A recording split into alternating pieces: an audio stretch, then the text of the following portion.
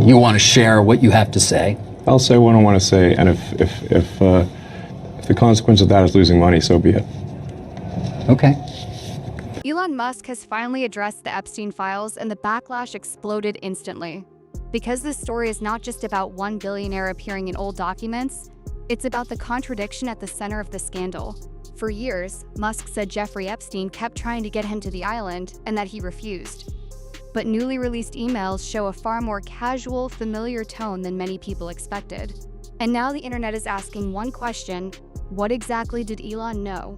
And why is this story blowing up all over again? Free Epstein. New emails from 2012 and 2013 show billionaire Elon Musk and Epstein coordinating a possible visit to the financier's infamous island.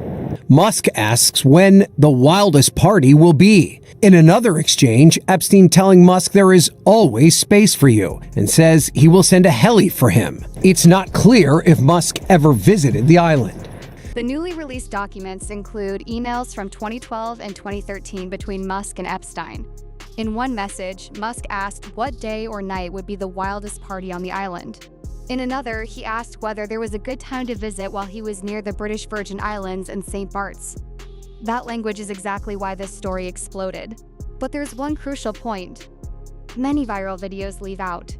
Public reporting says it is still unclear whether Musk ever visited the island, and the released emails do not by themselves establish wrongdoing. Yeah, that's right, Vlad. I mean, with Elon Musk, he said that he refused to go to the island, and then in these new files, it came out, I think it was an email that said, what day or night will be the wildest party on your island? To Jeffrey Epstein. Howard Lutnick apparently went there with his family and then also had lunch with Elon Musk. Also, filmmaker Brett Ratner, who just made that new documentary about Melania Trump. Then came Musk's public defense. On X, he said no one pushed harder than he did to get the Epstein files released, and added that he had very little correspondence with Epstein. He also repeated that he declined repeated invitations to the island and never flew on Epstein's plane.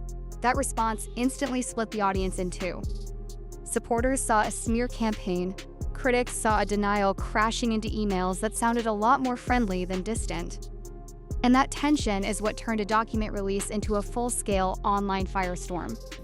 That seems crazy. I mean, I think we should be extremely concerned about anything that undermines the First Amendment. There's a reason for the First Amendment.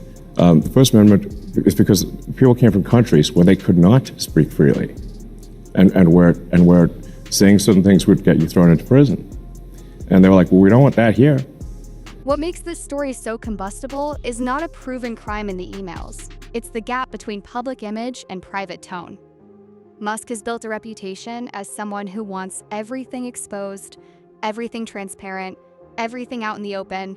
So when old emails surface showing him joking about the wildest party on Epstein's island, the optics are brutal.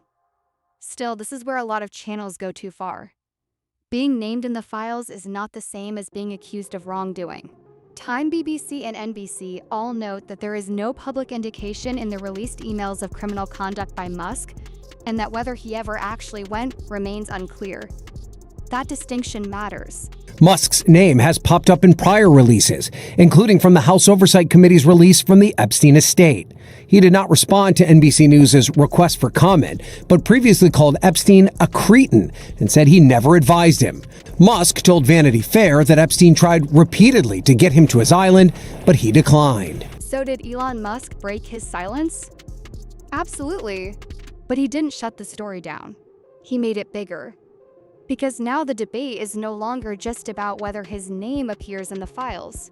It's about why the tone of those emails sounded so relaxed, why the contradiction hit so hard, and whether his public defense answered the questions people actually had. Right now, the verified bottom line is simple.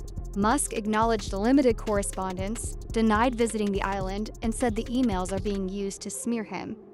But as more people read those messages for themselves, this story is not fading anytime soon. What do you think?